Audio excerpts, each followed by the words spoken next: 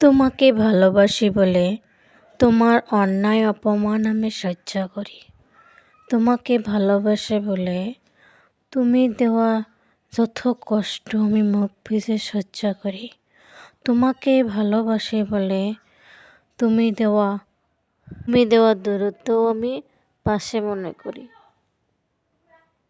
তুমি আমাকে ভালোবাসো না, তাতে আমার কোনো অভিযোগ নেই, কিন্তু তুমি আমাকে অপমান করবে, এই অপমান করার অধিকার তোমাকে কে দিয়েছে?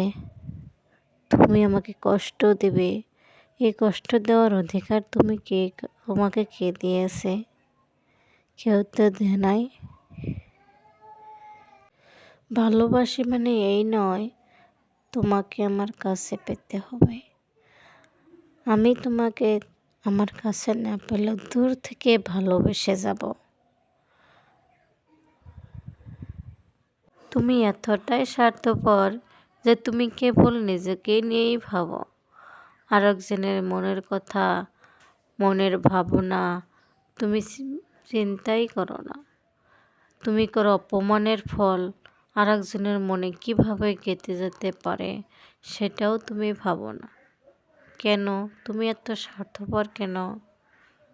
তুমি চাইলেই তোমাকে আমার মন থেকে সরিয়ে ফেলে দিয়ে অন্য কাউকে তোমার স্থানে বসাতে পারি, কিন্তু বসাবো না, কারণ আমি তোমাকে আমার মনের অজান্তে অনেক বেশি ভালোবাসি।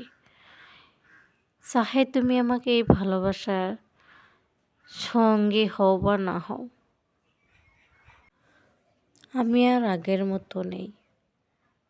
তুমি এখন আমাকে দেখলে বুঝবে যে তুমি দেওয়া অন্যায়, অপমান, অশ্লীল কষ্টের জন্য আমি কতটা কঠিন হয়ে গেছি। আমি পুড়ে পুড়ে জ্বলে জ্বলে লোহার চেয়েও মজবুত হয়ে গেছি।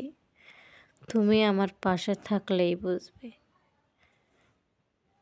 জীবনের আধা সময় তো তোমাকে ভালোবাসতেই চলে গেছে, আর আধা সময় এখন আমি নিজেকেই ভালোবাসবো।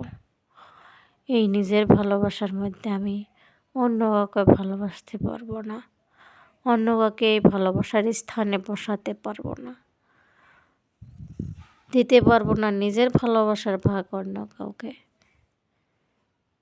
ভেবেছিলাম জীবনের শেষ নিঃশ্বাস পর্যন্ত তোমাকে ভালোবেসে যাব, কিন্তু নিজের শরীর, নিজের চেহারার দিকে তাকিয়ে এখন ভাবছি শুধু অন্যকে ভালোবেসে জীবন দেব, নিজেকে কখন ভালোবাসবো।